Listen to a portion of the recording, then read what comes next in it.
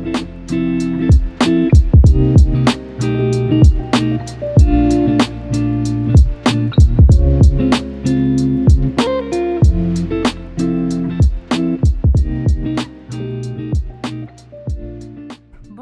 mon nom c'est Uriel. Donc, pour commencer, bienvenue sur ma chaîne. C'est ma première vidéo et pas vous mentir, en ce moment, je suis vraiment juste en train de filmer des vidéos. Je me demande moi-même quelle tournure ça va prendre, mais ce que je sais, c'est que je veux partager mon histoire avec quelqu'un euh, qui aura besoin de cette histoire pour prendre de meilleures décisions, se sentir accompagné, etc. Alors, je suis du Canada, Québec, Montréal et mes vidéos vont parler de mon histoire de grossesse. Alors, pour commencer, mon nom c'est Uriel. Je suis une accompagnante à la naissance, une femme d'un roi, une maman d'un petit garçon de 2 ans, présentement enceinte de mon deuxième. Donc maintenant, je suis à 5 mois de grossesse et je suis éducatrice à l'enfance. Je suis une sœur, une tante. Ouais, je porte tous ces chapeaux en même temps, tout en même temps. Mais bon, c'est comme ça, c'est la vie. Et pourquoi je me lance en fait sur YouTube, c'est comme j'ai dit un peu plus tôt, c'est vraiment pour expliquer mon histoire, pas recommencer. Donc là, vous savez qui je suis. Alors, n'hésitez pas à écrire des commentaires, à partager avec une amie qui est enceinte ou vous-même qui êtes enceinte. On peut partager ensemble. Ça me fera plaisir de vous lire, de vous écouter. Alors, donc pour commencer, comme j'ai dit, je suis maman. Donc, mon deuxième bébé arrive bientôt. Mais pour mon premier accouchement, donc je voulais vraiment commencer de parler de mon premier accouchement parce que c'est vraiment, je pense que chaque femme qui vit une grossesse, après une grossesse, elle change, ok? Elle est plus la même qu'avant. On apprend tellement. Excusez-moi, mes lèvres sont un petit peu sèches. Ok. Puis, puisque ça va quand même être une vidéo assez longue, donc ça se fait que je prends des petites pauses, que je bois de l'eau. Mais, tout va être partagé. Donc, oui, pour ma première grossesse, qu'est-ce que je disais? Je disais que on vit tellement comme quelque chose de spécial dans une grossesse que à chaque grossesse, selon moi, on change. Il y a des mamans qui deviennent traumatisées. Il y a des mamans qui prennent la force, puis en fait, elles se reconnaissent, elles ont des meilleures décisions ou des décisions qui sont vraiment, qui sont pas bonnes en fait.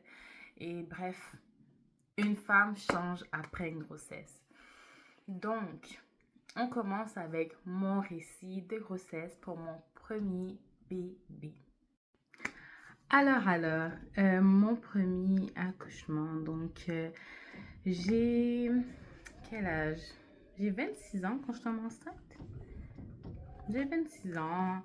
Je me suis mariée en 2020.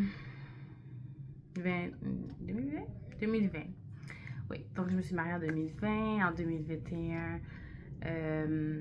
En 2022, je tombe enceinte, je termine ma technique à l'enfance à Marie-Victorin en tant qu'éducatrice à l'enfance.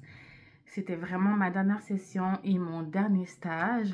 Donc, les personnes qui ont étudié comme éducatrice, vous savez que quand on a un stage, on peut pas être enceinte.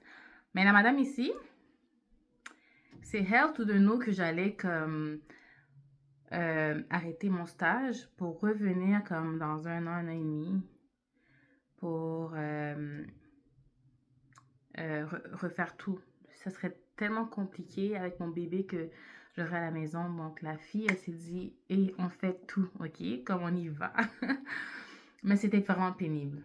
C'était vraiment pénible, mais c'est le risque que j'ai choisi de prendre et je suis ok avec ça.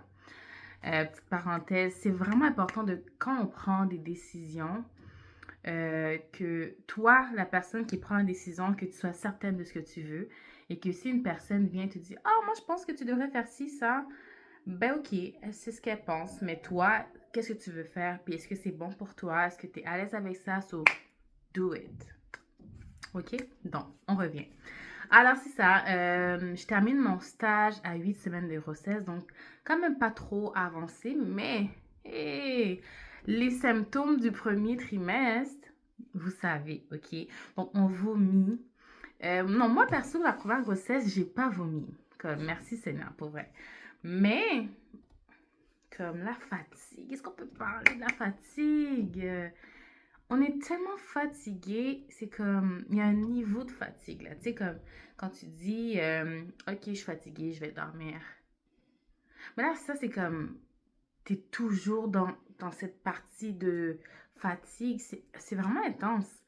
Mais bon, ça vient avec la grossesse, c'est les joies de la grossesse, donc voilà. Mais, non, j'étais vraiment fatiguée. Donc, quand j'allais dans mes stages, je faisais ce que j'avais à faire. Mais dès que j'avais une pause, là, puis que je rentrais chez moi, là, c'était dodo. Puis heureusement, j'habitais à 6 minutes de mon stage, donc je marchais pour aller à mon stage, pour revenir à la maison et je faisais des siestes. Sinon, la fille, là, elle pouvait pas tenir une journée.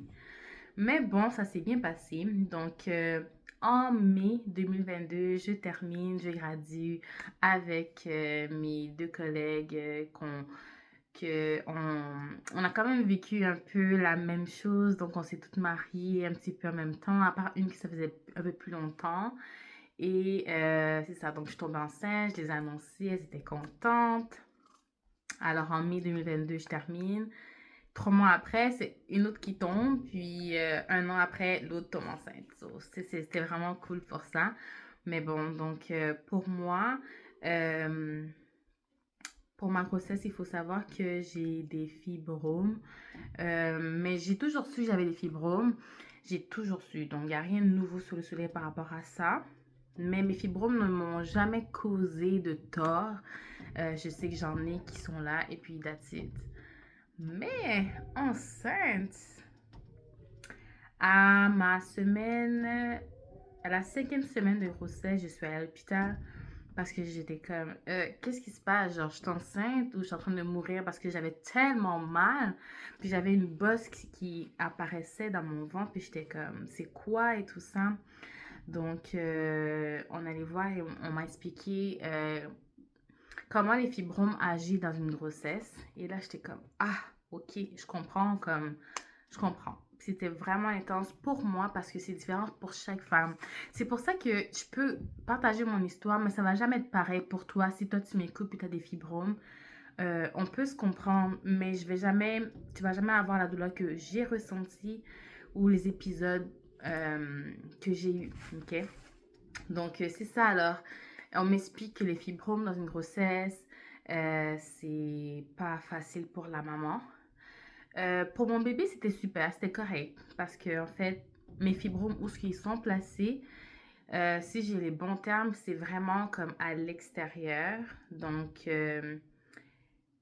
bébé grandit et ça, les fibromes ne causent pas de problème pour bébé, pour grandir, mais c'est où il y a le problème, c'est maman. Maman souffre parce que euh, mes fibromes se nourrissent du sang, mon bébé se nourrit aussi.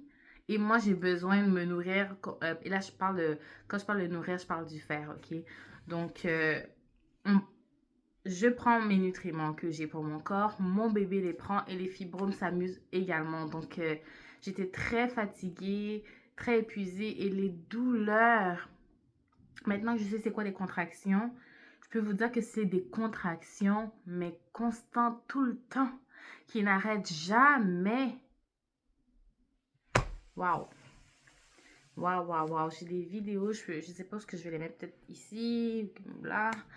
Mais, la douleur de ça, là, waouh. Puis il faut savoir que moi, j'ai eu des douleurs de la 5e semaine jusqu'à ma semaine 17. OK? J'ai perdu 15 livres dans ma grossesse. Et je les ai pas repris. Mais mon bébé était en santé. Fait que j'étais vraiment comme la pépite, quoi. J'étais belle. Vrai, j'étais belle. J'étais vraiment bien sexy. Là, cette grossesse-là, je prends le poids, mais bon, c'est comme ça. Mais ouais, c'est ça. Donc, oh, il y a un beau soleil tout à coup. Donc, ouais, c'est ça. Alors, j'apprends à l'hôpital que les fibromes font X, Y, Z. Et je m'informe de plus en plus sur les fibromes pendant une grossesse parce que je me suis informée avant la grossesse, mais je ne savais pas exactement c'était quoi. Donc, euh, moi, j'ai toujours dit que quand je tombe enceinte, je contacte une doula, c'est sûr et certain. Et justement, avant que je tombe enceinte, j'avais déjà fait mes recherches, ok? Donc, moi, j'avais déjà une doula que je voulais. Et elle s'appelle la doula Rachel, qui a été ma doula. Merci à toi encore une fois. Je pense que ça fait comme plus de 15 fois que je la remercie, mais j'ai tellement aimé sa présence pour ma grossesse. Et je parle de moi, mais mon mari aussi a beaucoup aimé sa présence. Il a beaucoup appris avec elle. Donc, euh, donc, c'est ça. Alors, juste avant de tomber enceinte, on était en 2021.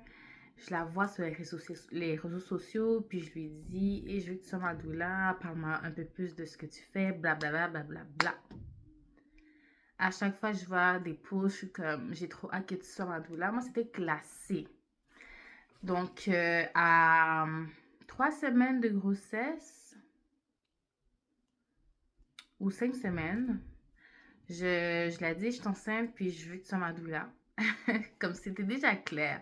J'ai eu mon appel découverte avec elle, mais je savais déjà que ça allait être elle, ma doula. J'ai sélectionné Rachel parce que pour moi, elle me ressemblait. On avait presque les mêmes valeurs et c'est elle que je voulais comme accompagnante à la naissance. Soit dit en passant, je vous parle en ce moment en tant que maman, ok? Je suis une accompagnante à la naissance, mais maintenant, alors, c'est la maman qui parle. C'est vraiment mon témoignage, mes expériences, c'est vraiment la maman qui parle. Ok, c'est ça. Alors, comme j'ai dit, de la 5e semaine jusqu'à la 17e semaine, je souffrais avec mes fibromes. Je me demandais, est-ce que je vais réussir? Parce que je vois que tout le monde, genre, ils ont oui, donc je me disais, est-ce que tout le monde, est-ce que je vais réussir? Parce que je vois que toutes les femmes enceintes sont belles. Elles sont comme, ah, je suis enceinte. Elles ont les petites photos et tout ça. Elles le disent à leur famille. Mon mari et moi, on a pris au moins 2 mois avant de le dire à notre famille et aux gens autour de nous. Parce que, pas vous mentir, à chaque moment, j'étais comme, est-ce que je vais garder cet enfant? Est-ce que l'enfant va, excusez-moi, pas en disant que est-ce que je vais le garder si je l'avorte. Ça, c'est non. Pour moi, ça fait pas partie de mes valeurs. Mais est-ce que cet enfant va rester accroché parce que j'étais comme, je suis tellement en douleur que j'étais comme, est-ce que c'est normal? Et c'est pas des blagues, j'étais vraiment en douleur. J'avais vraiment mal et je pleurais tout le temps, je pleurais tout le temps. Mon mari, je me souviens, il me laissait dans le salon, il me retrouvait dans le salon. J'avais toujours, vous savez, quand on a les contractions et on est comme, ben j'étais comme ça toute la journée. Pour mon mari, il était tellement comme, mais qu'est-ce que je fais, genre? Puis quand il me touchait, j'étais comme, ah, j'avais tellement mal. Puis quand il me touchait pas, j'étais comme, tu sais, aide-moi. Mais il était comme, tu sais, comme, qu'est-ce que je fais? Shout out à toi, mon mari. C'était quand même ce que j'avais besoin et tu as fait ton travail, ok? Oui, c'était vraiment difficile cette étape-là, mais bon, comme je vous ai dit, après 17 semaines, ça s'est bien passé. Alors, on se retrouve à la semaine 24 où ce que je fais une crise de fibrome et je me retrouve à l'hôpital. J'ai été suivie oui, pour commencer, j'ai été suivie dans une maison de naissance. Euh, C'était ma première grossesse, donc moi, je ne savais pas que mes fibromes pouvaient être un problème. Euh, En passant, c'est pas un problème d'avoir des fibromes. Tu peux quand même te faire suivre par une sage-femme, mais tout dépend de ta situation. Donc pour moi, c'était OK de me faire suivre, mais j'avais tellement des douleurs que même elle était comme, je sais pas si comme si je peux garder ton cas et tout ça. Et là, j'étais comme, ah bon, ben, tu sais, si elle le dit, parce que j'étais pas encore une doula, donc j'étais comme, ok, ben, si elle le dit, c'est peut-être parce que je dois vraiment aller à l'hôpital, comme ça, ils pourront prendre soin de moi, etc., etc. Et là, je trouvais ça plat, j'ai même pleuré, je trouvais ça triste parce que j'étais comme non, moi je sais déjà que je veux une sage-femme, je sais que je vais accoucher à la maison. Pour moi, c'est ça un accouchement idéal et ça va être ça, si Dieu veut, bien sûr. Mais accoucher à l'hôpital, être suivi par un médecin, c'était pas dans mes plans du tout. Mais bon, c'est sûr que je ne peux pas comme tu mettre un couteau autour de sa gorge puis dire et tu me gardes parce que c'est ça que je veux. Ok? Donc, j'ai